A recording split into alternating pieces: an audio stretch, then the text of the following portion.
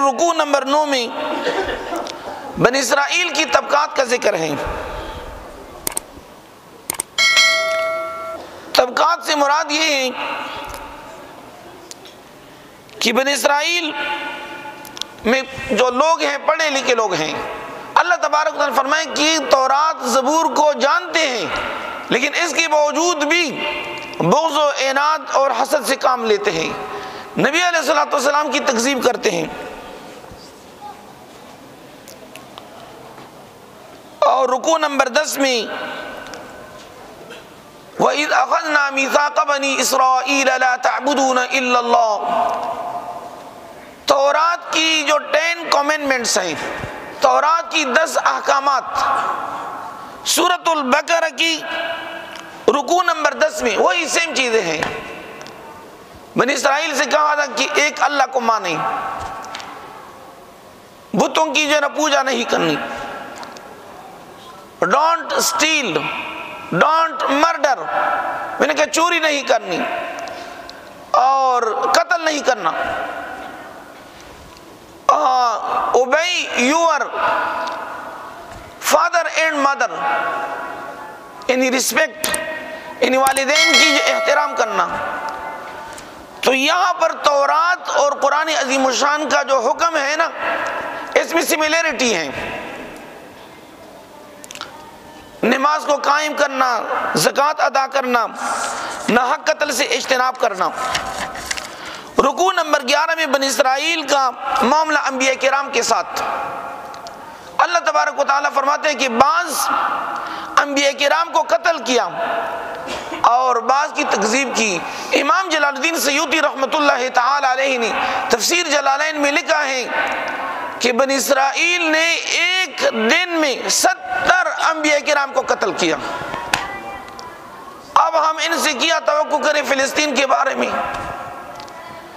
کہ اہل فلسطین کو یہ ہار پہنائیں گے؟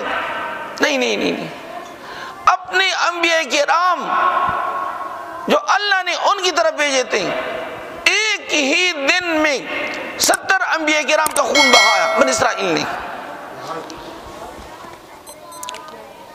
اور رکوع نمبر 12 میں قل من کان عدوا لجبریل، جبریل امین علیہ الصلوۃ والسلام وحی لے کر آئیں، اقرا بسم ربک الذی خلق، بنی اسرائیل نے کہا کہ ہمارا دشمن ہے۔ اللہ تبارک و تعالی نے فرمایا کہ جو جبریل کا دشمن ہے وہ اللہ کا بھی دشمن ہے اور محمد صلی اللہ علیہ وسلم کا بھی دشمن ہے۔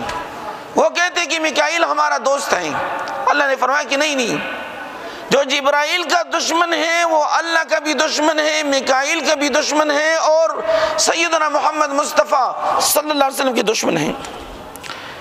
اور رکوع نمبر 13 میں آداب ہیں، یا ایھا الذین آمنوا لا تقولوا راعنا وقولوا انظرنا واسمعوا وللکافرین عذاب علیم۔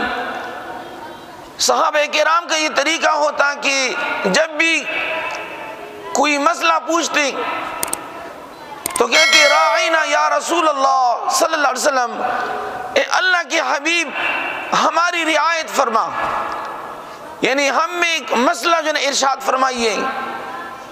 لیکن یہود کی زبان میں راعینا یعنی عین کو زور دے کر ان کی زبان میں یہ تھا کہ ہمارے چرواہے نعوذ باللہ من ذالک، ایک دوسرے کو آنکھ مارتے۔